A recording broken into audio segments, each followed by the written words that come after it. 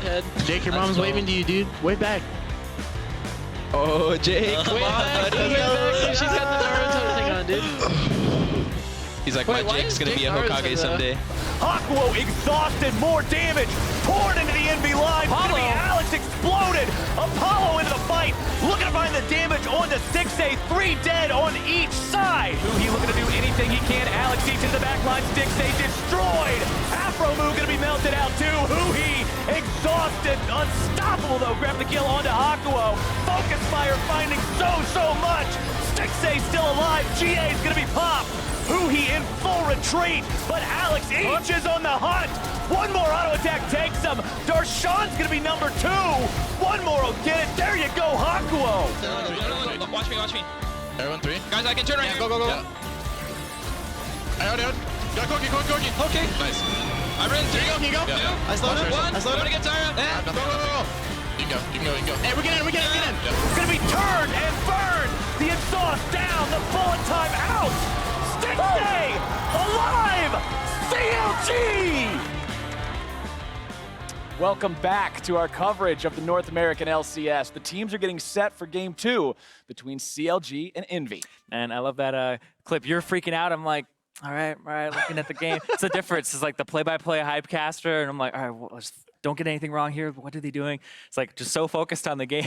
You got to just lose yourself in it, man. Well, that's the thing. I'm losing myself in the game. Yeah, so you're losing yourself is just zoning in and calculating like all these different numbers and all this different strategy and stuff. My losing myself is just going crazy and having a great time with wild, vivid hand movements. So it's so much fun. I love it. It's a blast. I absolutely enjoy it. And that last game was just so all over the place from both teams. There was so much to watch. There were so many different fights, so many different turnarounds. Yeah, that's why I was like, what is happening? Is this fight going to go one way or the other? So you actually couldn't blink in this game, or else you were going to lose who was going to get a lead here. And that's what happened is Seraph, he blinked, CLG got into his jungle, and then he ended up getting taken out, and that cost multiple GAs. And that shot call right there, we saw a good one from Seraph to get them into the game with the Baron afterwards, and then we saw a really bad one where he was split pushing, got caught, then they tried to make a play, and the team wasn't on the same page.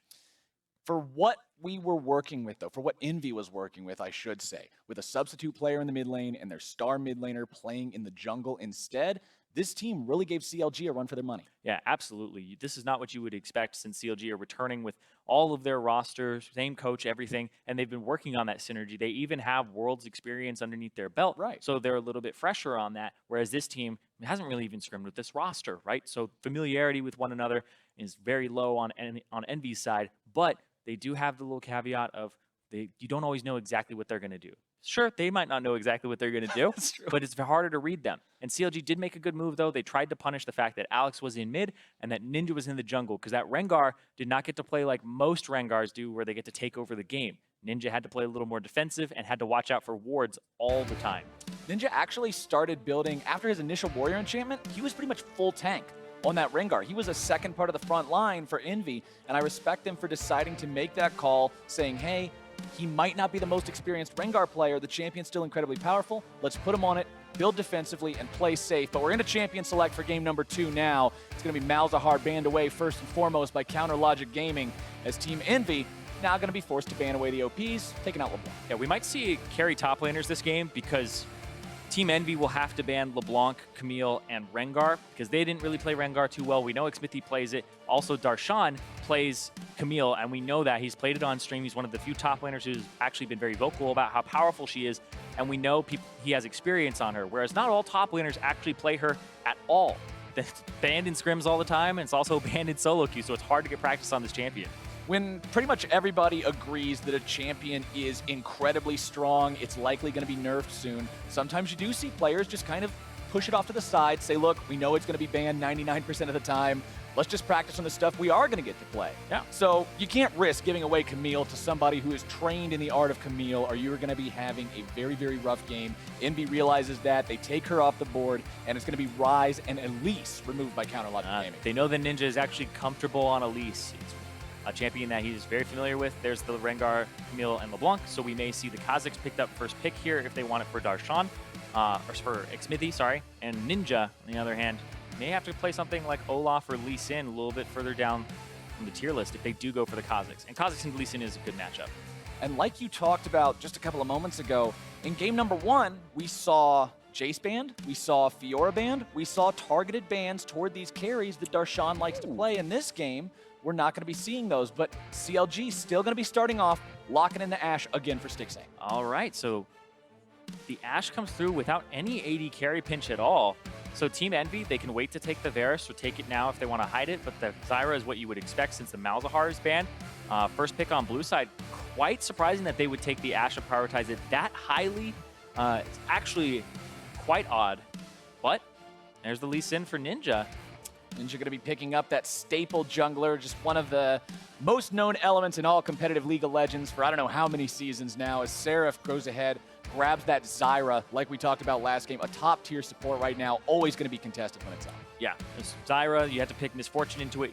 So Counter Logic Gaming, Olaf into the Lee Sin instead of the Kha'Zix. So does Xmithie really play the Kha'Zix on a good level? Because the Olaf into Lee Sin matchup, Lee Sin favored, whereas the Kha'Zix into Lee Sin matchup is Kha'Zix favored in most people's minds. So it's a bit surprising that Xmithie would still go with that comfort, but they want to tank in the jungle, so that might mean they have a carry top laner on their minds.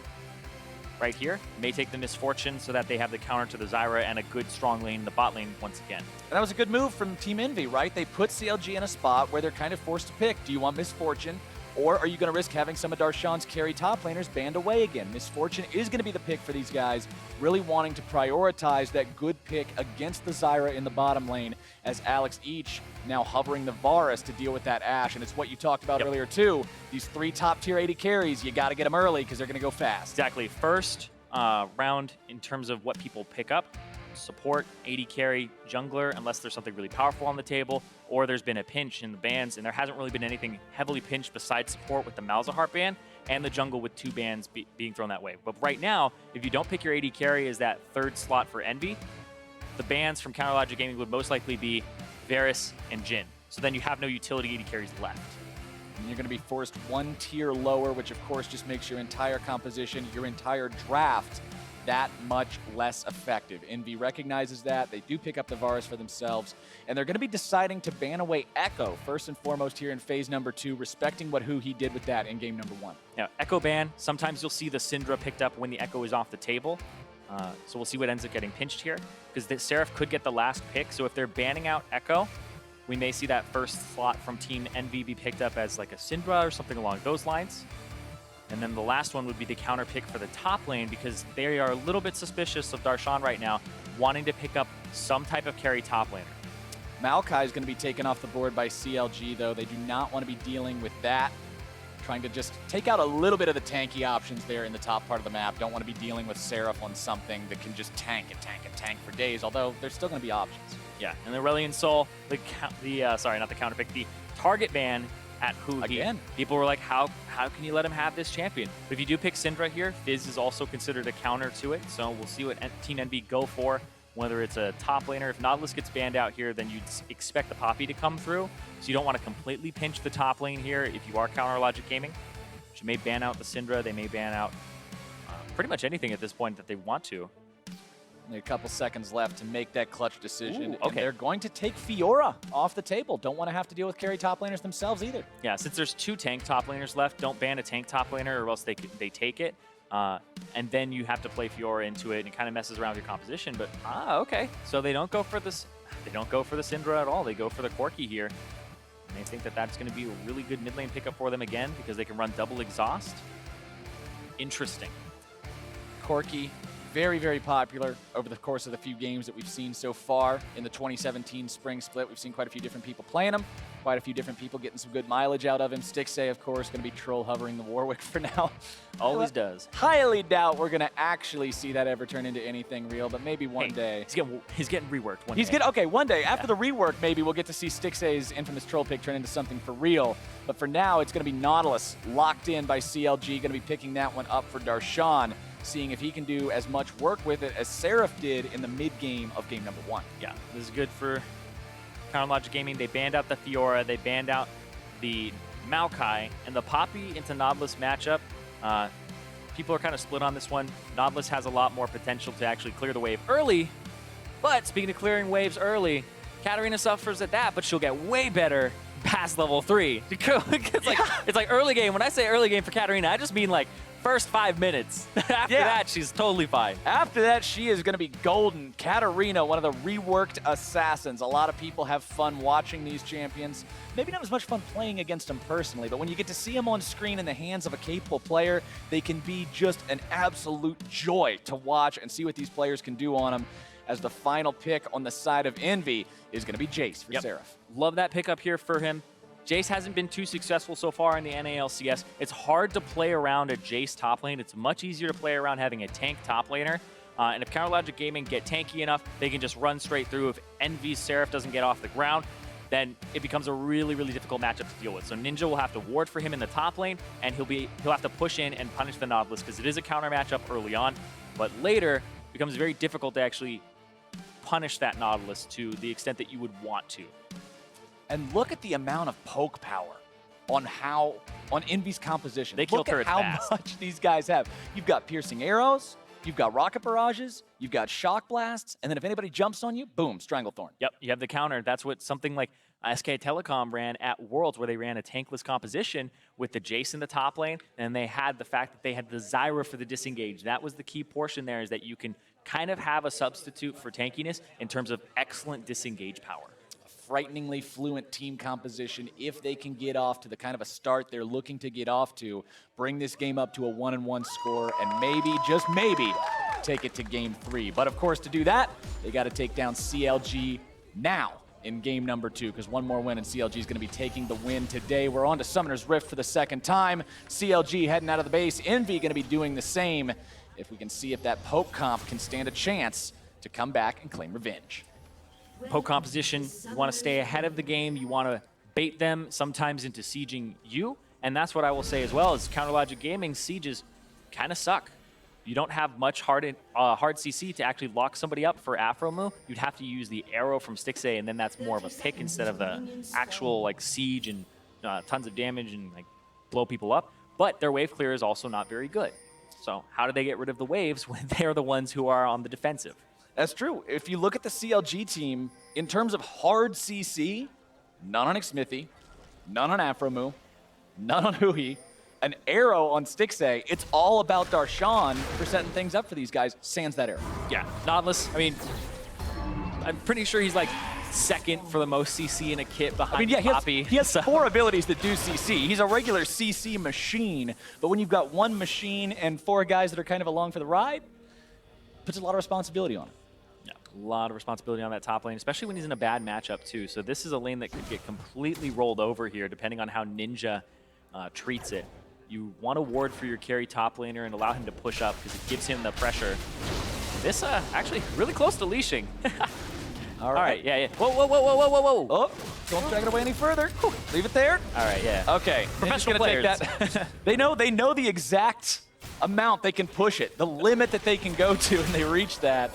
So Afromu and Hawkroad just trading blows back and forth. Your Keystone Mastery's on the bottom part of the screen there. Nothing that's really super crazy with Courage of the Colossus on that Nautilus. The fervor for Olaf. This has been quite the debate where people are saying, what do you pick up on Olaf? Is it the fervor of battle? Do you take the Storm Raider Surge, the Thunderlords, or the Grasp? So because he can't make use of Courage of the Colossus, and it was actually kind of a step backwards for a lot of Olafs where Strength of the Ages was no longer a mastery, so they're missing out on a lot of HP. So people started kind of messing around, and we've seen experimentations here and there with it. But Fervor of Battle has been the most common one as of late because it gives him a lot of extra damage, and the fact that he makes great use of it with the attack speed when he's low. Makes him very frightening in those duels, in those early skirmishes that Olaf is already very adept at. Speaking of early skirmishes, Seraph's going to jump in there and do a lot of damage to Darshan very early, as the Jace lane's not exactly a super fun experience for some of these tanks. Oh, it's really bad for Nautilus in particular as well, because you can just knock him around and it's very easy to jump on him and deal a lot of damage. And you constantly swap forms. There's really nothing the Nautilus can do about it, save for landing a hook on you. So you get shoved in, and then when you're shoved in, you can't really fight him because there's just too many minions. Yeah, Darshan's got to deal with, what is this, 1.5 waves of minions right now, as Seraph is going to be poking him with shock blasts and auto attacks the entire time he's trying to farm. It's going to be a little bit of a rough life, but hopefully for Darshan and CLG's sake, he can do his best, keep up in terms of farm without just falling too crazily far behind, as Xmithy Gonna be working his way up towards this top part of the map, takes the Blast Cone Express. Yeah, they know that there's a ward in the river, so Xmithy's going to come through, hug the right wall when he's going to gank. Things coming out from Envy. They know that Xmithy's probably hanging around the area. Xmithy trying to decide which way he wants to go around this, but he ends up just hanging around a little bit too long. Seraph's obviously very cautious here.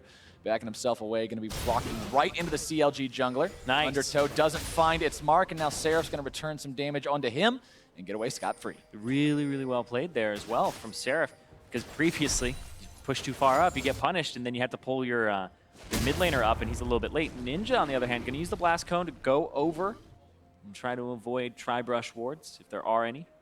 And he actually was doing a little bit of counter jungling.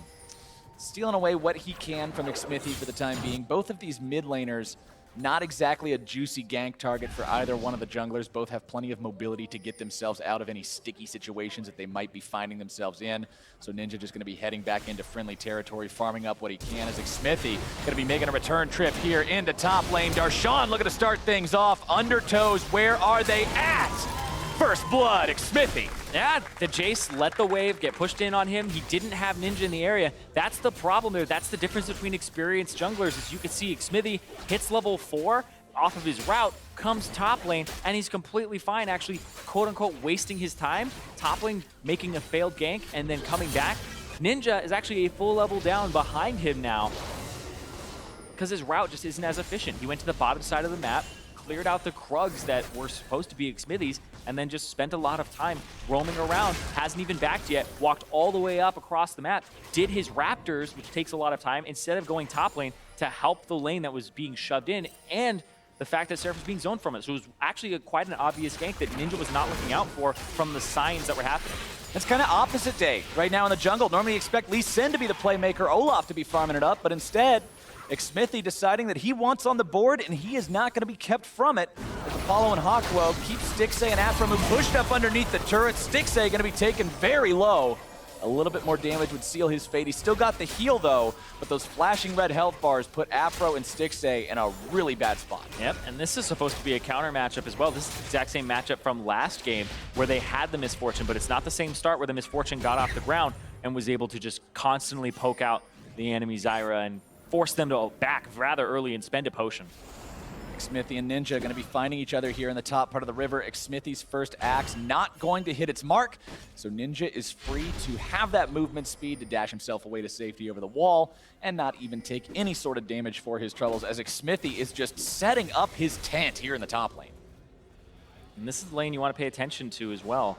You don't have gank assistance in the mid, and it's a Corki, so they have double exhaust in the composition, so getting the Katarina fed could get shut down quite quickly, but if you get your tank ahead, this is a composition that has no tank on it on Envy's side, so if your tank can soak all of this damage and do well, then you'll be able to actually persevere through a lot of these fights and extend them out to the point where Envy doesn't want these fights to go long, because the longer they go, harder it is to take down Darshan, and then who he has time to clean up afterwards.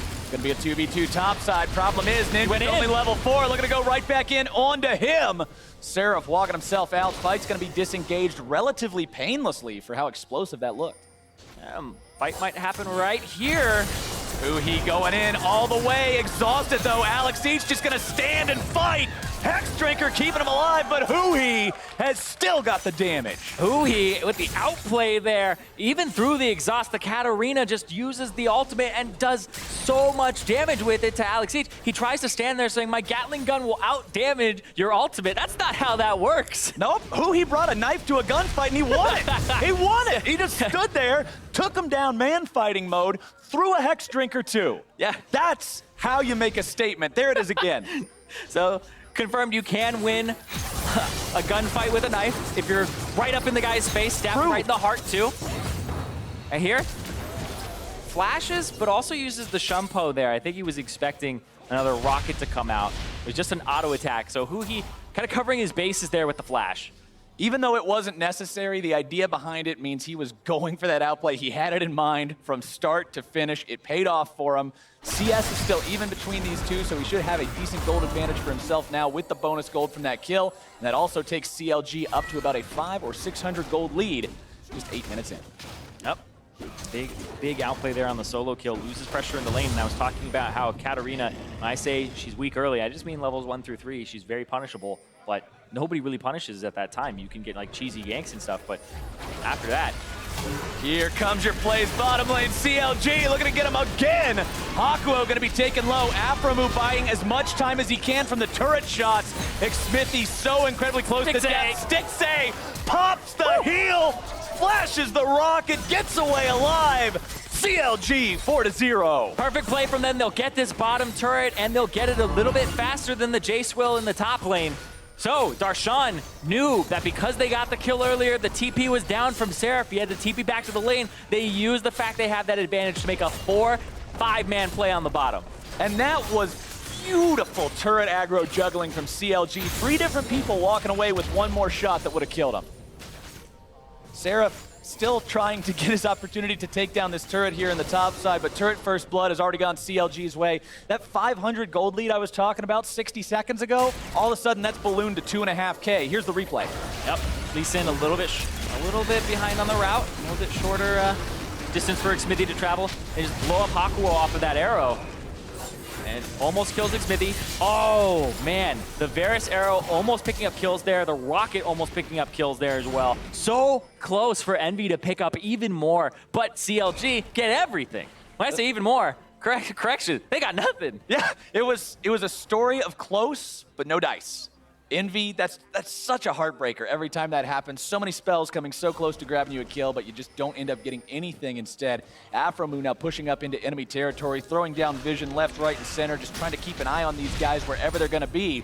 Because now that they've claimed turret first blood, it's time for the CLG rotation machine to kick into full gear. Yep, and they want to keep Alex Each versus Huhi in the mid lane, so they don't actually want to pull him up just yet, because Alex is 2 levels down at the moment, and Huhi just has a large advantage in this lane, especially in terms of items. He has burst and he has stacks, so Huhi can now roam with complete agency, and he can also just take over this mid lane. So instead of bringing your, what we had seen previously, where you kill the bottom turret, then you bring your AD carry and support mid, because they don't have a TP mid laner anymore that can go to the side lane, you keep your mid laner mid, and you just go top.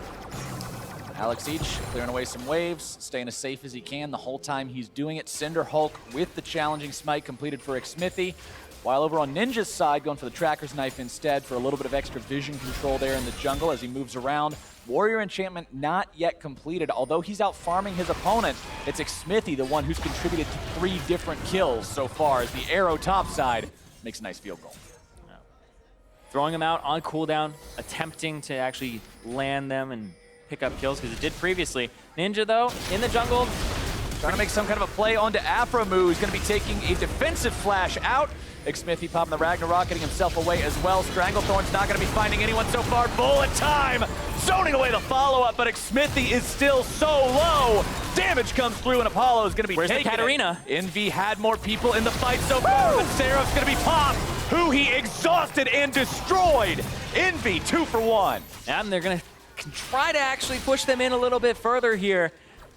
Darshan has been walking the whole way up, and now he's just going to shove in the mid lane, try to get a little bit more damage on this turret and a little bit more priority. But as soon as they see that, it's like Darshan doesn't have teleport. You can land spells here. You can actually get kills. Aframu. Oh, this is bad positioning for CLG. 2 more in the dirt. Envy making plays. Yep, that is just a lack of coordination, because Darshan went back to middle. He shows Envy know they have a numbers advantage on this part of the map, and then they just make a play. So either CLG's bottom lane needed to pull back, or Darshan needed to go top and tell them that he was doing that. And watch CLG start this fight in this weekend. Starts off with Envy getting a little bit punished for Ninja's positioning. Good ultimate there as well from Hakuo, but Xmithie has to run away. Seraph with a teleport. Flashes out of the bullet time, and the exhaust is used on him as well. So Xmithie afterwards got covered by a Q there too. So if he had backed up, Lee Sin would have just hit him with a Q there. Huhi comes in, picks up the kill, and finalizes it. But the kickback from Ninja, hadn't used the Dragon's Rage previously, was saving it for when the Katarina comes in to interrupt the ultimate. And this is just too far forward, and they didn't think this would happen. The arrow chunks out Stixxay, and then Ninja, easy Q, easy pickup, and then the exhaust onto Stixxay there. Might have been unnecessary, but Stixxay does hold his heal.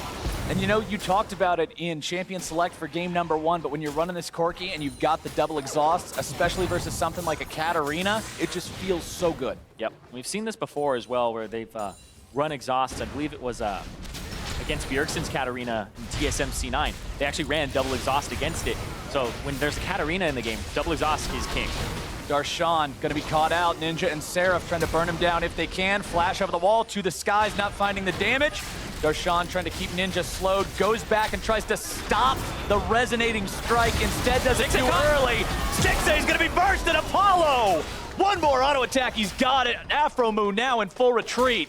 1 versus 2 is not a situation he's gonna have any sort of fun in. Piercing arrow won't find the mark. Who needs a double kill for the 80 carry from Envy? That's a 2-on-2 as well, and then Envy with the pick. The Siege is a bait there. They end up getting them with the Chain of Corruption, and Stixxay, he can't do anything at that point. Don't believe he had arrow back up just yet, but still Apollo just flashes forward, and Hakuo's ultimate to cover, to make sure that there isn't a counter available, and Afromu can't use bullet time when he's on top of it. It gets instantly interrupted. And you know it's happening earlier than it did last game, but it's still a similar kind of motion, a similar kind of momentum, where CLG starts off strong and then Envy takes over. Here's what happened to Darshan bottom side against Ninja and Seraph. Darshan just too far forward. He's pulling a Seraph here, where he's just way too far out. No Blast Cone available. I know the plant, it's sprouting. You're waiting for it, but it's not there just yet. A little correction here, because Stixxay does have arrow, so Apollo flashes forward. Actually, he got him. Okay, so what actually happened there was Apollo flashed the E from Ash. He threw out an E on the Project Ash. It looks like the arrow. A little bit like the arrow in point Not as blank. much as it used to. So he got him. He's like, all right, blow your flash for my E. So he'll have the arrow up next time, possibly for a pick onto Apollo if they want it. The mind games tossing out the hot shot. May have been a misclick as well, who knows? Who knows? We're gonna call it a mind game. We're gonna assume that that was the plan all along. Arrow comes down, Hakuo gonna be sunned up, Afromu taken down. Rampage for Apollo, and Smithy and Stixxay looking to make something happen. Stixxay killed instantly. Darshan makes his way into the fight, but what is he going to do?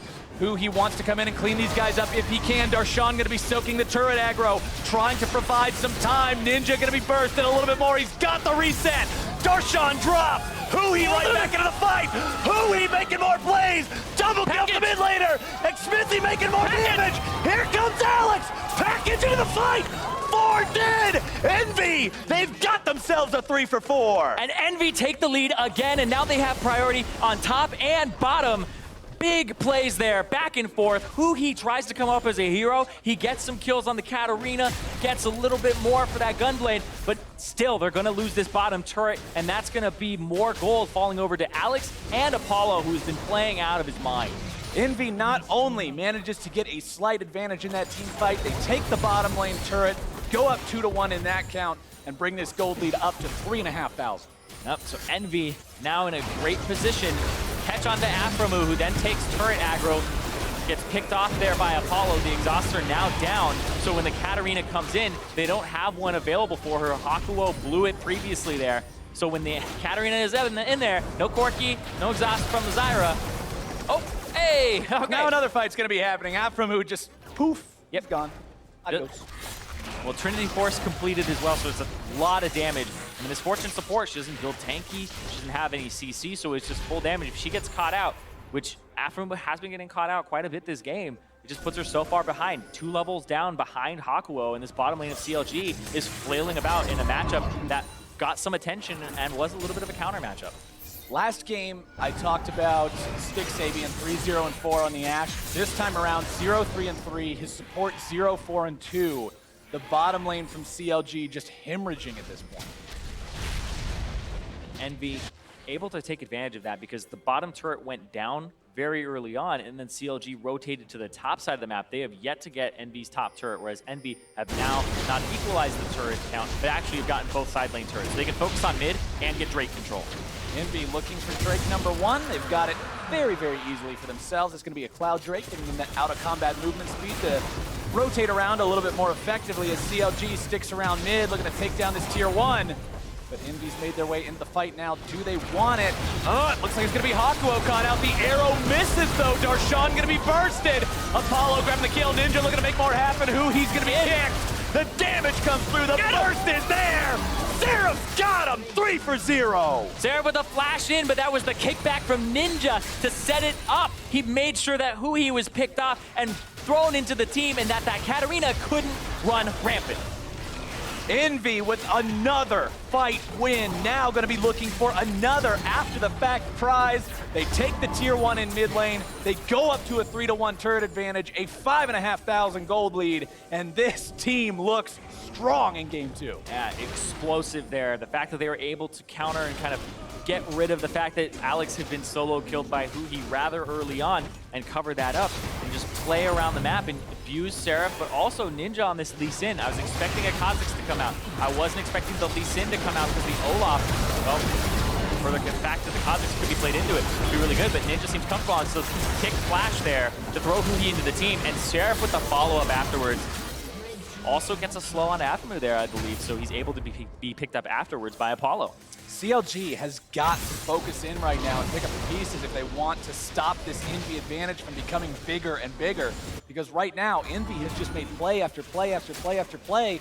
Nothing's really gone wrong for him in a while, and you can see that lead building up in the gold advantage. Baron's going to be live in about 30 seconds, so if Envy can keep winning fights like this, if they have another very pronounced victory, very decisive victory, Baron could be what they take. Yeah, especially if you fight right around it as well, which is what happened. And looking at the items, the Lord Dominic's Regards, second item for Seraph, is really unusual. You'll typically see a damage item, and also the fact that Seraph has the Black Cleaver. The Lord Dominic's Regards gives you bonus damage based on how much HP up to 500 the other guy has over you, whereas Darshan is at 2100 HP, and Seraph is at 2000 himself. So it's only 100 HP advantage for Darshan, so he's not actually getting a lot out of this Lord Dominic's Regards, which is why people will usually sit on Last Whisper for a while, wait until the guy has even more armor and even more health, to the point that it actually is worth buying that item. Well, the armor pen stacking for Seraph, just, I guess, making sure that he's got everything in place for when the time does come. Right, he doesn't want to be caught off guard the next time Darshan buys a big HP item or armor item, or HP and armor item. He doesn't want to be that much more ineffective as Envy's pushing up here in the mid lane. Aphromoo almost going to be killed instantly.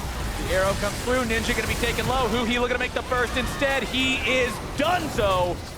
Smithy running away. Ninja drops. Darshan right back into the fight. Nice. 2 dead on CLG, but Envy health bars also going to be taken dangerously low. 1 for 3, and the Envy push continues. Big ultimate there from Darshan. Knocked up 3 to 4 people, but it still didn't matter. Everybody else is dead. That should have been way earlier, and these tanks showing up to these fights a little bit late has been costing them. Darshan has not been on the same page as CLG, even in the previous game. 19-9 for Envy. This is a 21-minute game with 28 kills in it, by the way. This game. Your favorite game. This is a play-by-play caster's kind of game, Zyrene. This is the kind of game you get to just go crazy about. And here's that team fight. I'll just have my hands in my pockets or cross the whole time, you know, upset analyst.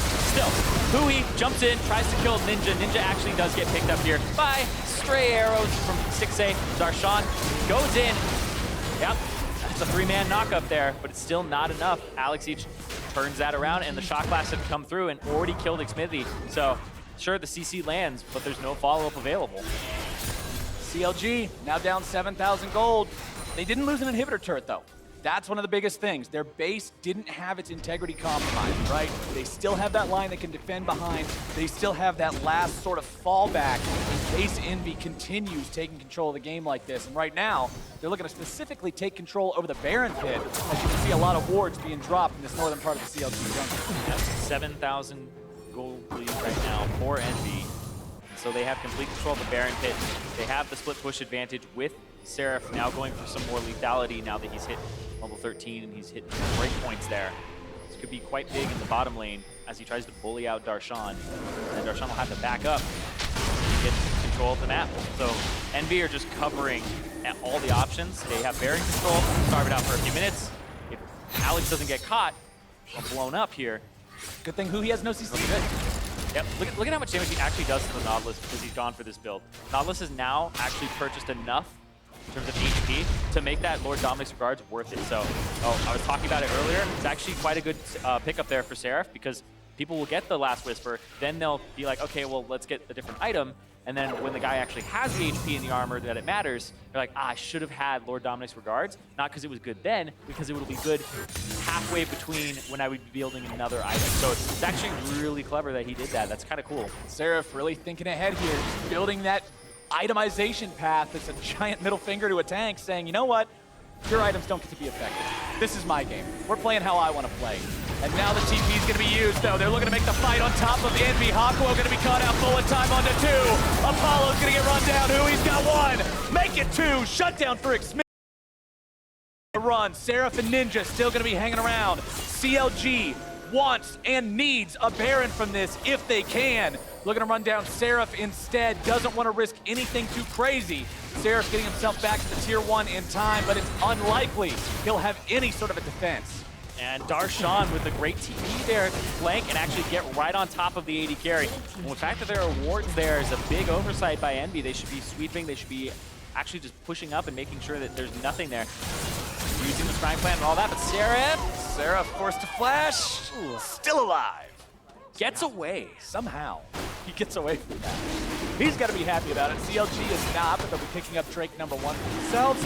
Drake #2 overall, the first Ocean that's going to be spawning this game. And Infernal is coming up next. You saw that fireball on the wall the same way I did. That's the one the teams like to fight over too. And in a game that's already got 30 kills, I fully expect him to do so 6 minutes from now. Oh yeah, and the fact that we also have supports that make a lot of use of it as well. We're not talking like, oh, you have a Thresh or something where the Infernal doesn't matter. It's like the Zyro's like, when there's an Infernal up, your support starts warding like crazy. You definitely want that. Ninja getting himself caught out though. The dagger falls onto the ground and Huhi takes him out nice and clean. Can't run from that. Mispositioning for Ninja, puts himself in a rough spot. Lee Sin split push, not very effective. He's just trying to push up the waves and make sure that they had control and didn't lose too much of it. But the fact that he dies actually costs them even more if he hadn't shoved up the wave. It's the pendulum, Zyrene.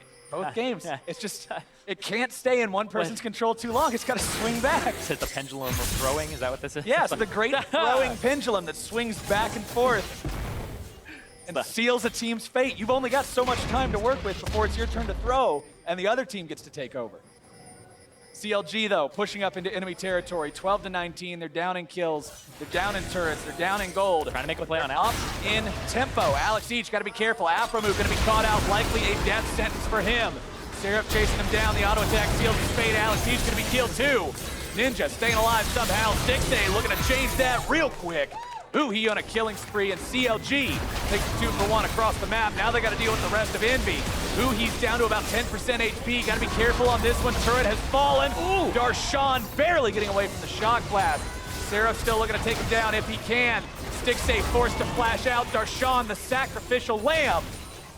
And the rest of the team going to go ahead and get on out. And we're seeing Jace rise in popularity so quickly. He was very popular at Worlds, but over in Korea in the LCK, when everybody's playing Poppy, Maokai, and Nautilus, this champion with a Black Cleaver first, and the fact that he will build the Lord Dominic's Regards eventually, just does so much damage to these tanks that Darshan, with his items, it doesn't matter. He has the boots, the Ninja Tabi, he also has the Sunfire, but he just melts. And that was a great arrow there, right after the Valkyrie too, to pick him up. And Ninja here, actually, the fact that he keeps feinting backwards and going back a little bit, the ward that he placed down there that he was trying to hop to, it looks like, wasn't really going to help him out there, is blown up. And this, through the shield, through all the health, the crits as well coming through from Apollo.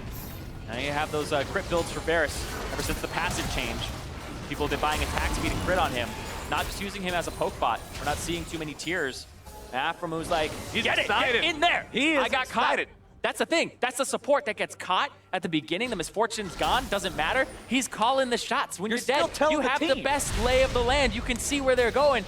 That's Aframu stepping up as a shot caller, contributing when he's dead. Even if your screen's black and white, it means you can still see what's going on in the game. You can still tell everybody else exactly what they need to be hearing. And right now, CLG needs to be hearing some kind of a plan to take over this game yet again. Down about 4,000 gold still right now. Next Drake's going to be Infernal, and Baron is, remember, still live.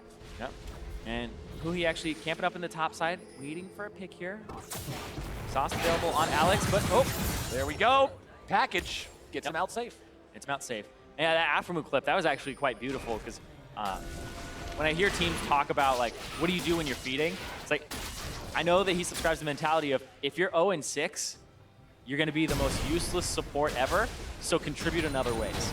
If you're 0-6-6 on a support, It's like, how am I going to help my team out when I'm feeding? I'm going to talk more. I'm going to give them more information. I'm going to tell them this guy's flash is down. So you're actually still helping the team as opposed to helping them actually with in-game statistics and like stats and stuff. You're giving helpful timers. Hakuo just destroyed in this mid-game fight. Not really even a fight, just an immediate pick. Is Seraph and Darshan going to be 1v1ing? Darshan having to run all the way away. Is EQ? Not dealing with this very effectively in the 1v1, but Huhi is making his way down here into this fight. He's got the Banshee's Veil, not going to be disengaged immediately. There comes your damage. Shut down onto Seraph. Huhi doing a good job being all over this map. Yeah, Huhi 10-4 and 2, doing an amazing job on this Katarina. The solo kill at the start, playing around the double exhaust, and he was getting kicked over and over again. Oh, Afro move, making an exhaust to keep himself alive. Now Alex Each going to be finding himself in a bit of a tough spot. Ragnarok Huhi 50 into the back line. Huhi looking to make the play. Mopping him up, mopping bucket at the ready. Got one. That's going to make 2, 3 dead on the side of Envy. Alex Each barely getting himself out alive. Hakuo's back too, but Baron is on the menu for CLG. Yep, because they killed the jungler and Ninja's down, the Baron definitely on the menu here for them. They don't have vision of it. They'd have to face check. And it's still dangerous with the Katarina. If he gets himself caught out, Stranglethorn's going to be thrown down as well. Hakuo just trying to do whatever he can, but he's not going to be anywhere close to this at all. Blue team, CLG, they take down the Baron for the first time this game and put themselves in a great spot for the next few minutes. That in Counter Logic Gaming, it's even in gold, but they do have the Baron, like you said. So their Siege back online, but their Siege isn't that great. It's about the dive. They have the tank, they have the assassin. If they can actually pull that off, it'll be really good for them. The exhaust comes out right in time for Afro to save himself from Ninja. And then if Huhi comes through, the exhaust was used on Xmithy, so now they have nothing, and you can't escape this Katarina up right in their faces. And then Alex is gonna have to burn the summoners actually get away. That volley was like it was right on the very edge of the cone too. Like that was just the tip that got him, man. Envy though. That's all you need sometimes. Now everything is back in control of CLG. Now they've got to play off the back foot. They've been the ones dishing it out the past 10 minutes or so. Now they're the ones who have to take it instead. They'll have to see how good they are in that defensive position. As CLG with their Baron buff going to be mounting up a split push. 3 people in the jungle right now. Stixxay pushing up the bottom lane along with Darshan. Still have 2 tier 2 turrets left to take before they reach that base. Yeah, they're going to want to do some damage to these turrets, but it's more the priority of can you get them low? Can you start a fight without Huhi, get everybody about half HP, and then Huhi will join in and play cleanup duty. So that's the threat that they're having to play around here. It's not so much the threat of CLG have great wave control or wave clear. Ooh, Stixxay, look at that health though, taken so low by a nice shock blast, and that's going to break the siege. Yeah, they have to back off. Infernal Drake on the table. Stixxay rather low. This could be an Infernal Drake that you actually fight over as Envy because they're healthy. They don't have mana on Apollo though, so he's going to have to back. So that's actually what's going to stop them from coming up there. Stixxay vamping all the way back up to 100% HP off of that as well. That's the final Elemental Drake we're going to be seeing this game. A 2-to-1 count, CLG versus Envy. Elder Drake's going to be live a little bit after 37 minutes. As Afro man, these shock blast sandwiches are hurting everybody as they catch them in the mouth over and over and over again. Seraph with the tuned-in accuracy this game. Huhi looking to grab the kill onto Ninja, doesn't quite find it. Ninja getting himself away with that patented Lee Sin mobility as the bottom lane tier 2 again going to be suffering pressure from CLG, and they got it this time. And Seraph has about 300 attack damage right now. He's not one of the people who has Infernal. He's doing a lot, but the question is, can the team actually follow up on that? He's 70 CS up. He's doing a great job in the top lane, but the Huhi on this Katarina is just such a big threat to this tankless composition that has disengaged, but the Katarina is just all over the place now with the rework. Luden's Echo, Hextech Gunblade, Banshee's Veil working now on his Zhonya's Hourglass, and that's going to be huge. If he can go in and then drop that aggro, reset City. That's all he has to do is just get in, deal some damage, and then sometimes it'll be the follow-up where they're already half HP, and if you can use the Zhonyas, you have to be at the ready, pay attention to so many things at once, wait for the Katarina to come out, pay attention to where she might shumpo to, but also who else is there who's dealing damage, because you might get down to half HP during that Zhonyas, and then you're the next target for the Katarina. Really tough situation to find yourself put into, but it's going to be reality now as CLG has picked up that Hourglass for the mid lane, and they got Guardian Angels on both top lane and jungle. Guardian Angel also up and running on Ninja for the time being. Mauve, Malmortius, and Rapid Fire Cannon both now completed on Alex each as well. He's had those for a little while. You can see the BF sword in his inventory that he's also working towards his next big attack damage item with. 6, 2, and 3, putting a lot of damage into Darshan, who's walking away, just absorbing all of it. GA is going to be popped. Arrow on to Ninja. Hoo-hee! Bullet time comes out. 2 Guardian Angels going to be popped, 1 on each side. Smithy just kind of runs back in, absorbs damage from the turret, and gets himself killed. Going to be walking away. GA brings him right back to life. It's going to be 2 GAs for 1 GA and a turret. Yeah, but that turret goes down, and that actually gives a little bit more gold over to CounterLogic Gaming here. 1,000 gold up for themselves, where it was dead even right after the Baron had worn off. And now, everybody kind of playing back, reset the map. Envy have to place wards inside their own jungle, whereas CounterLogic Gaming get to have this line that's past the halfway point, even though they only have 1 tier 2 turret. CounterLogic Gaming slowly creeping into Indie territory, further and further, just clawing their way up there, taking as much as they can along the way. The items I was kind of talking about earlier between the mid laners, you're also seeing a lot of money starting to flow into the 80 carry coffers. Infinity Edge, Runeance Hurricane, Rapid Fire, all done for Stixxay, Essence Reaver, LDR, Phantom Dancer, and a Hex Drinker done for Apollo. Even though it's not going to stop a lot, he's still looking to kind of soften the blows from that Hoo-Hee all-in assassination. Yep, little, Not minion used. Apollo trying to get himself away. Hoo-Hee really scaring the bejesus out of Hakuo there. Starts to channel the ultimate, if only for a split second. Takes him down to about half HP with that burst. As now Smithy going to be running away with the Blast Cone yet again. CLG may not be finding a way to actually put a lot of damage into these turrets, but they're keeping Envy stuck up in the base. Yep. Now this wave gets cleared out, and this is the issue, is that how do you actually deal with this? Now you have to pull Envy out of their base, but they're not going to go too far unless they can pick Stixxay.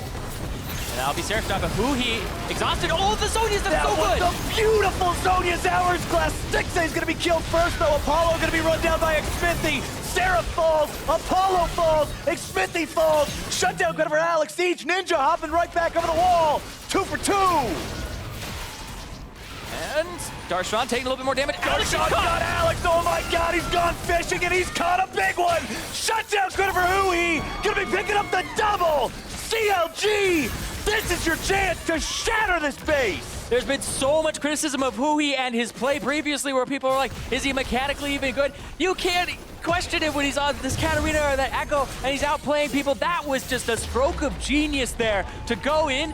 Knew that he would instantly get exhausted because that is the job that Alex each had with that one exhaust. Just put it on the Katarina, make sure she can't do anything. Boom, Zhonya's instantly makes sure that it is worth nothing and then resets the fight. And now they rotate right down to bottom lane. They take down that turret as well. Poor Ninja's left alive, but all he can do is just stand there and look on as CLG says, you're gonna watch and you're gonna like it. This is our inhibitor. See ya. So yeah, whether they like it or not, right here, Seraph gets arrowed, ultimate onto him as well, and Hoo-Hee with the brilliant resets there, whereas Xmithy's just putting pressure on Apollo. Xmithy was just keeping people busy on the left side, away from Hoo-Hee, and then Hoo-Hee just gets to walk up, and Darshan with the great hook here. Alex each walked up, and just that range is so far. That's through the Maw as well. That did so much damage. You see the Maw go off, but it's not helping Alex at all. Just awesome stuff from CLG. Now they got that mid lane inhibitor down. They got another one exposed in the bottom lane. 1 inhibitor turret left to crack is the story for these guys as Baron is live. Elder Drake gonna be live in about 10 seconds. A lot of different options for these guys. With control of the map, CounterLogic Gaming can set traps. They can make picks with the Ashe. And the arrow is back up. Right now, Seraph is kind of just looking around on the bottom side, staying a little bit hidden, but he's not accomplishing much right now. They're just trying to get control of the mid lane here for Envy, make sure that the Baron isn't being started. You look at all the control wards. Alex each, this is not the guy who can afford to be caught out right now. Envy backing themselves away, likely fully aware that one more really bad fight is the end of this game and this series. Yeah, Alex can play a little bit further up because he has the package, those golden missiles underneath him on the arcade skin. So He's sure that the Ninja caught though. Gets himself away. Lee Sin's still mobile. Yep. Envy's still fine. But man, these are a lot of nail biters. Yeah, and now this bush right here is just going to be, it's going to be everything. Like, you have to face check it if you're Envy. Ninja gets caught. Oh, Ninja going to be jumped on. Chain of Corruption, not finding anyone. Huhi with a good sidestep onto that. Seraph's going to be the target, has to flash over the wall, was going to be isolated. Arrow over the wall too. Alex Each is caught. Tries to get himself away, but Huhi is shut down. Afromu is as well. Stixay looking to make a move. Can't do it. 1 for 3. CLG's top laner trying to make the hero plays. Can't find it. Undertow is no good. Darshan with GA. A double kill onto Hakuo. Seraph and Ninja escaping a 3 for 3. Darshan lumbering and stomping towards his opponents. How is that going even? That is insane. That started off with Huhi getting picked off, Alex having to completely recover from a bad position in the fight, and then it just goes 3 for 3, whereas CLG, now that tank is online. I was talking at the very beginning of the game, using a tankless composition like Envy, you have to watch out for the Nautilus. It's an inevitability if the game goes on long enough that it becomes so tanky to make extended fights. And that's exactly what happens here. Seraph flashes, it hits Alex. Arrow on him afterwards. Xmithy at half HP rushes in to try and deal damage here, but then Alex gets away a bit. Stixay starts walking around, flashes in, but Huhi's already down because he tried to leap in and just got picked off. And then Xmithy decides not to take any more damage. Darshan 1v3ing here with the Guardian Angel. Smithy's just trying to buy some time, and Hakuo has to walk over there.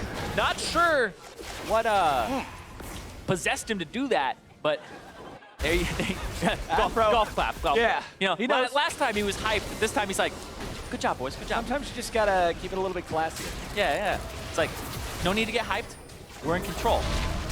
And Counter Logic Gaming, they do have a bit of control right now over this game. The Thornmail coming through for Darshan. Perfect item here against the composition that really only has the Zyra, a little bit of that % HP damage from Apollo that will be magic, and then the Corki damage on top of that. So it's not like a full AP burst mage. You have to watch out for the Zyra, and if Hakuo gets picked off because he's so squishy and they have the tools to do so, then this tank is very hard to kill. 40 minutes in, after 51 kills, by the way, this game is less than 2,000 gold apart. That's how blow for blow, punch for punch, these two have been going the entire time. Shock Blast not going to find its mark onto Xmithy. Envy feeling confident enough to be pushed out into about midfield as Darshan is on the front line and just does not care even one iota about the damage heading towards him right now. He does have to be a little bit concerned, though, if he bites off too much, because GA is no longer available. Yeah, Guardian Angel down about half HP. Oh, ended up hitting the Baron there, the Runan's Hurricane. He's trying to kill the ward. Right now, it's a push and pull between mid lane control. Oh my goodness, a beautiful arrow! Alex Siege gonna be stunned up. Huhi, the Zonias keeps him alive, but for how long? A nice Shunpo out.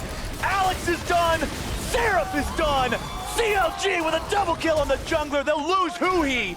Apollo has got to get out alive from this. Darshan wants to find him yet again if he can. Dredge line will not be there. Flash not available either. 2 inhibitors are available here if nothing else. CLG should be able to grab both of these and put their opponent's base in a really compromised spot. They've got the minions pushing up. The question is, do they want to stick around for it? Looks like the answer is going to be no. They head on out. Yeah, they don't have to stick around for it. When you have both those inhibitors down and they're the furthest ones away from Baron, you're in a great spot to just sit at Baron, let the super minions do their thing, and then make sure that you can pick it up eventually, or they start losing their base and losing turrets.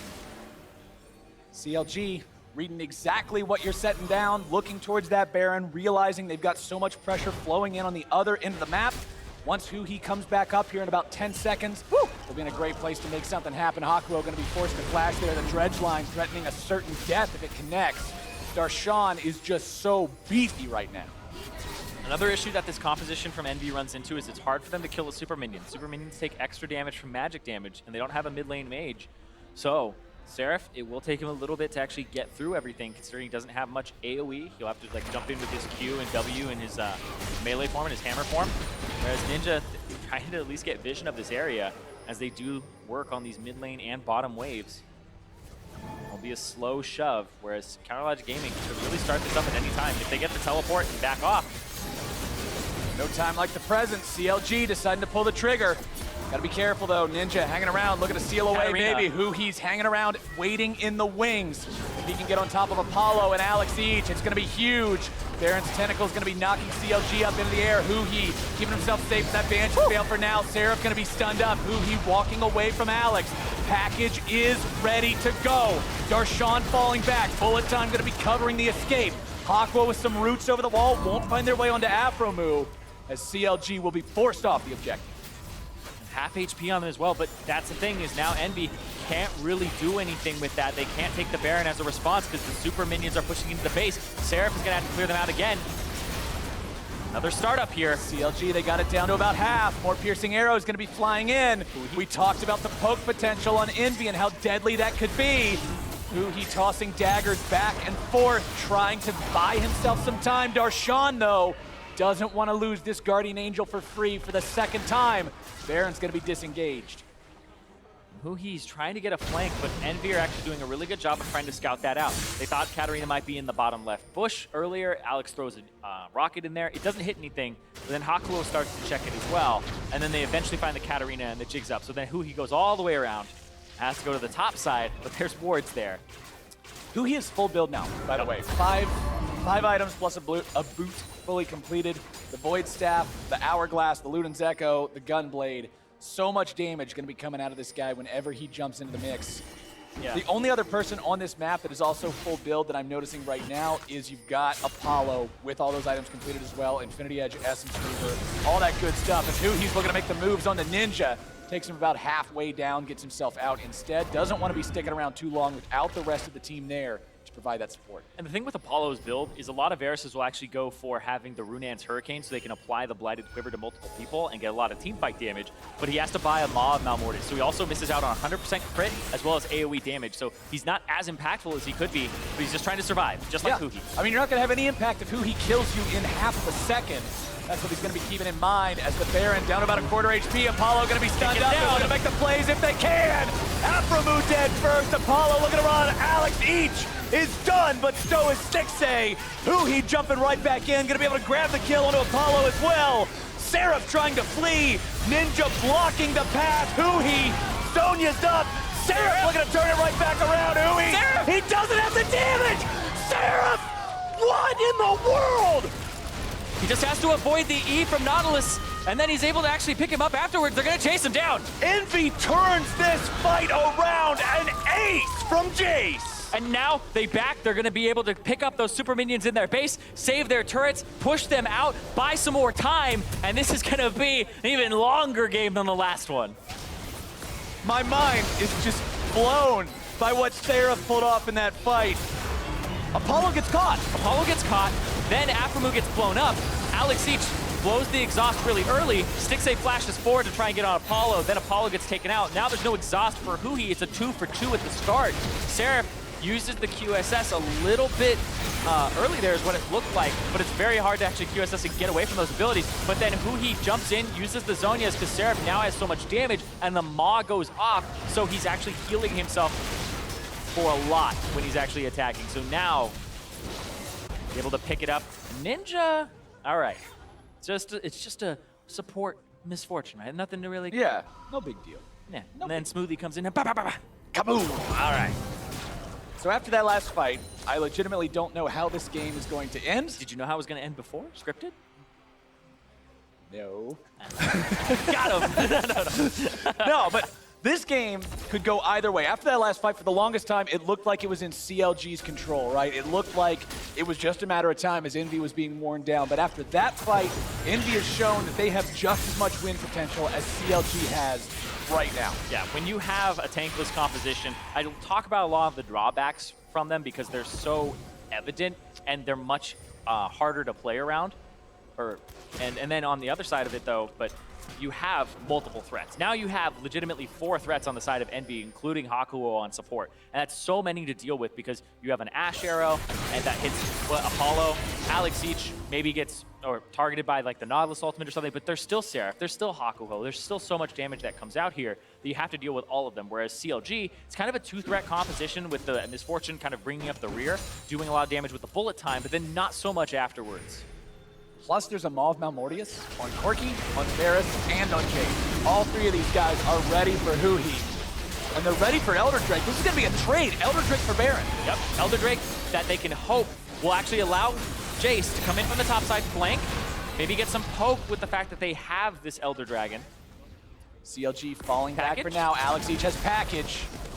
He can't just go in there suicide crazy, though. Got to be real careful about this one. One fight either way could end the game. Baron versus Elder Drake. It's not a souped-up Elder Drake. Only going to be a 90 true damage turn. Enchanted Cloud Drake. Who he's waiting. Alex each going to be stunned up. Mercurial Scimitar getting him out of trouble. Yep, they have a decent amount of Mercurials now. 122 magic resistance for Alex each. Whereas Huhi's off on the left side, and I love that we have no idea where he is because Envy don't have any idea where he is either. Envy just trying to be as aware of him as they can. There he is. Jumping back into the fight, looking to burn down Ninja, who gets himself back away over the wall as CLG is going to be enduring poke and poke and poke some more as Envy sets up the siege. Look at all those plants. It just creates this impossible zone of control that CLG doesn't want to get anywhere close to. Yep. Seraph is going to start split pushing a little bit and then come back, check for vision, and Huhi's off on the right side now. He's varying it up. He's trying to be unpredictable because he was off on the left side, so they warded that side and he leaped over. And now, playing over here. Arrow fired off. Gonna be dodged away from. Aframu trying to escape. Gotta be careful though. Ninja looking to make kind of a move. Huhi 1v1 against Seraph. Popping the Zonias. Alone and stranded. Goodbye. Seraph unstoppable. He tried to make a play there, got actually called out. Banshee's Veil is down. Then the kickback, the interruption. No way for Huhi to actually get out. And Seraph just had so much in terms of magic resistance. Tragic news for CLG. 50 seconds on that death timer. Seraph and the rest of Envy still stacked with that Elder Drake. Seeing what else they can do with it. Trying to make the push here into the mid lane. Stranglethorn's going to be used. Stixay with a beautiful kill onto Apollo. A double onto Hakuo. Dredge line on the Ninja. Stixay. Damage just being funneled into these guys. Triple kill for the CLG AD carry. Darshan looking at him more. Arrow finds Alex each. Where's the follow-up? Volley? Arrow going over? What? Blast Cone, baby! 4 for Stixay. And that's going to be the TP to the top lane from Darshan to try and get this turret. They're pushing, they have the Baron buff. They're going to try to break this inhibitor, but they have 3 inhibitors available. This could be the game. 50 seconds, this is huge. This could be the game. 30 seconds on the bottom lane from Envy. Darshan and Afro are here. Stixay and Xmithy going to be funneling in as well. Baron is still live. Seraph did a miracle before, but it's got to be an even greater one now. Nexus turret number 1, going to be taken low. Seraph jumped on, and ladies and gentlemen, CLG, after 51 minutes, will take game 2. And CLG just barely again, 500 gold up. They win the game. What a contest between these two. You know what? I wasn't lying earlier. I had no idea how that was going to end until the very... It looked... When Huhi got caught, it looked like it was curtains for CLG, but then Stixay decides it's time for him to pull the rabbit out of the hat and do some magic. Yeah, the fact that he was landing all those arrows back to back did an amazing job. And I like that he was throwing them out on cooldown because his arrow cooldown was so short. It was 56 seconds to the point that every time he threw it, if they scimitarred it on the 90-second cooldown, he'll be able to hit somebody who has a Mercurial Scimitar and it'll stun them that time and it will stick. So it was really, really well played from him on Ash. CLG, we talked before this ever began, one of these teams is going to be feeling good afterwards, going into week number 2 on a 1-1 record. That's going to be CLG. If they lost to Envy running a substitute roster, it would have been a real confidence rocker, so you know they're relieved to walk away with the victory here. Yeah, you're relieved, but you still have to go. There's a lot of work to be done. That was a substitute Very roster. true. We won both games by ending plays that only put us up 500 gold after taking the 2 turrets on the Nexus. And so it was literally by the skin of their teeth. It was so close. It was ridiculous. And now, what's Envy going to look like when they have their full roster in? That's a question good. that Envy and all their fans, I'm sure, are going to be very eager to answer as we go further into the into the spring 2017 split, because with that roster fully together, when they can get that kind of team cohesion more fluid, when they can actually work as a unit more effectively, we might be able to see the early advantages that we saw them taking, especially here in game number 2, actually blossom into a full-on victory. Yeah, and you look at the end game screen, Seraph is up about 150 CS, so he's at 418 in that top lane. Not to be unexpected of a top lane carry Jace, but the split pushing, what does it look like when Ninja's in the mid lane, and what does it look like when they have Lyra in the jungle? Because we've been hearing great things from Seraph about how much he loves Lyra, and that Lyra is one of the best junglers he's ever played with. So in the future, Envy might be a very good roster to actually look out for, which is a bit unexpected because they were kind of in the bottom half in most people's minds.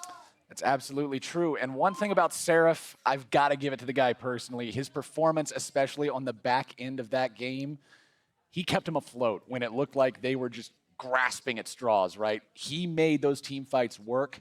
Phenomenal job. Yeah, and even in the first game, the Nautilus being about a level and a half up over his opponent in the top lane, he was able to make a kind of giving his team the winning play in terms of, hey, I'm going to use the Nautilus ultimate here. It's going to knock up 3 people in a row. And then they won that team fight that gave them the Baron in the first game. But then he also lost the game by being a little bit too far up in the bottom lane, being punished by CLG. And that's team cohesion as well, because they didn't have the vision coverage for it. They didn't really have the knowledge to actually be like, oh, CLG is down here. Let's warn him. Let's figure out what we're going to get if he does get caught.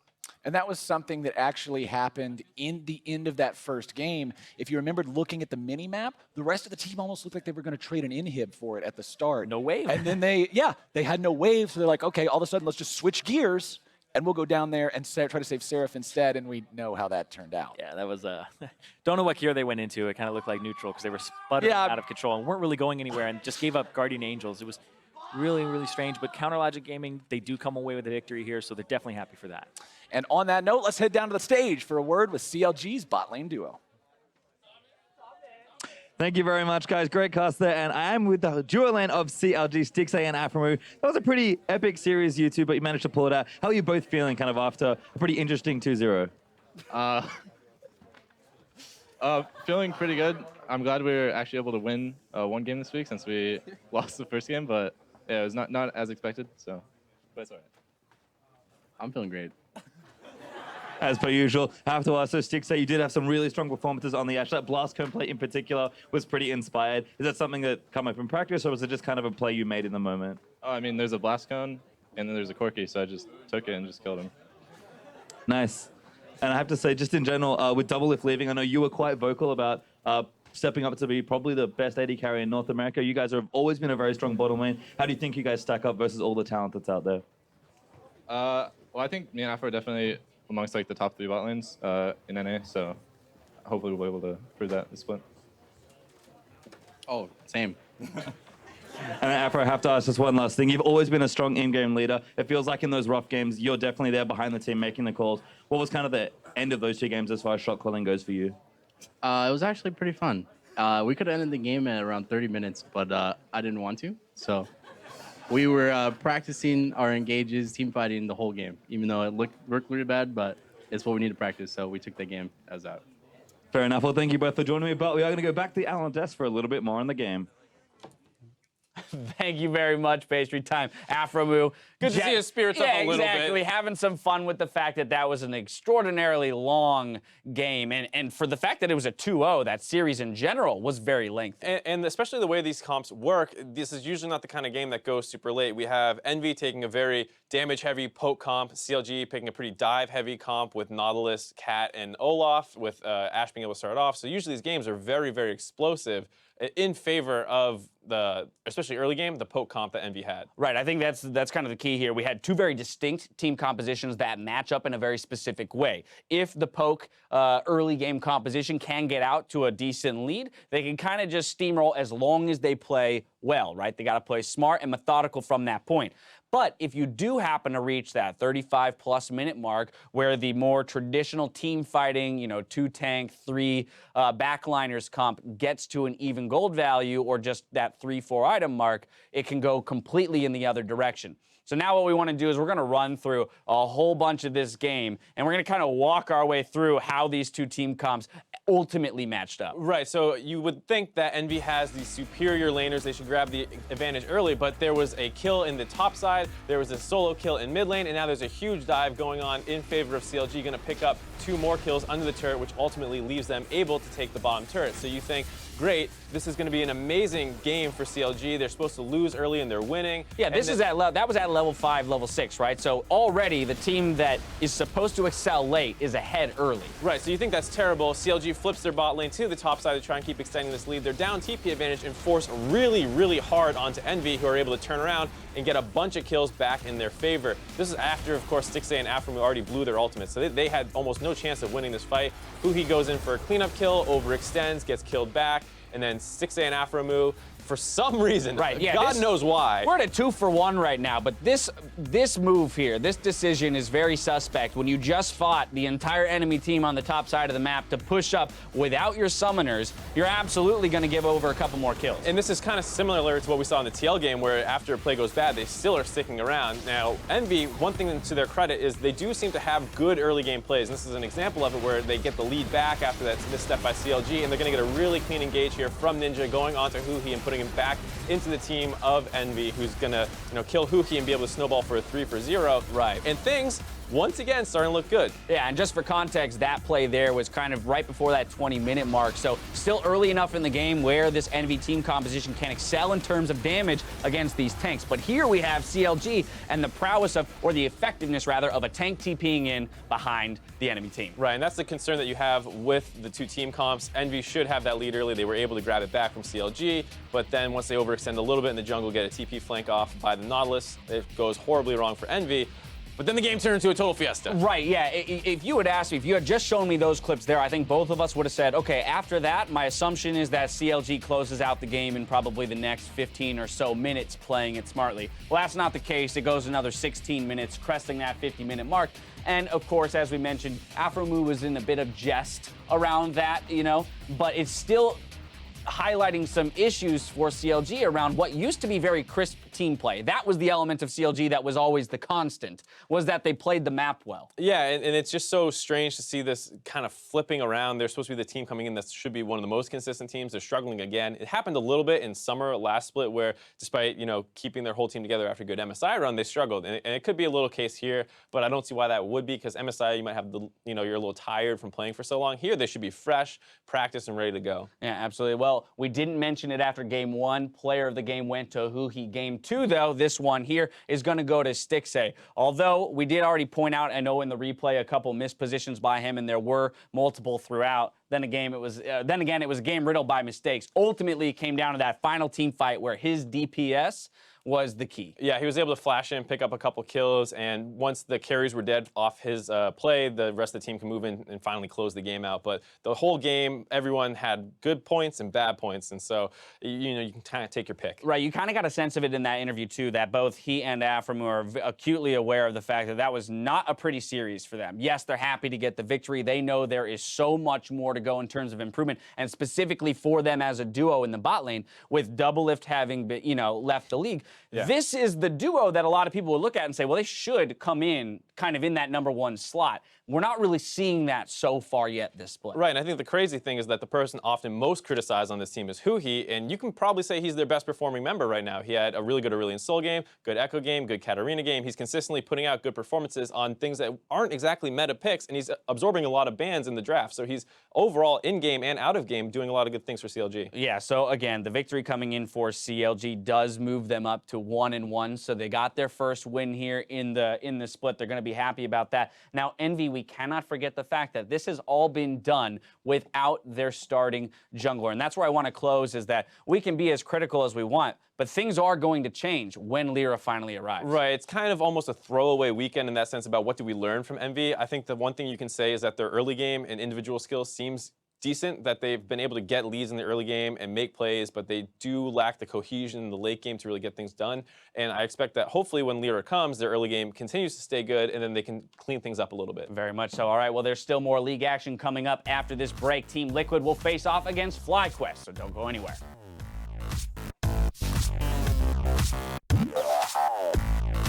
Do you guys ever think, oh my god, does anyone else think Twitch mods can't stop our thoughts? Can they ban us all? Get him, Jake. Leeson went in. It's on Jake. Jake, go up. Hey, Darshan, come take. Yeah. I'll back up right now. I'm one hit. Quick will come. Darshan drop! Huhi right back into the fight! Huhi making more plays! Double kill the mid laner! And Smithy making more damage! Here comes Alex! Package in the fight! 4 dead! Envy! They've got themselves a 3 for 4! Nice. Nice, you got him. Nice. He goes Let's out. go, boy. Oh, Let's go, Huhi. Huhi. Yeah, I'm coming. Huhi. Yeah, I can nail this guy. What's fine? Yeah. I'm ready. Yeah. Holy shit. I'm ready All right, dude. Look, this is gonna be a long season, guys. Wait, actually, don't arrow anymore, dude. Seraph looking to turn it right back around, Huhi! Seraph! He doesn't have the damage! Seraph! What in the world? A double on the Hakuo! Dredge line on the Ninja Stixay! Damage just being funneled into these guys! And ladies and gentlemen, CLG will take game 2!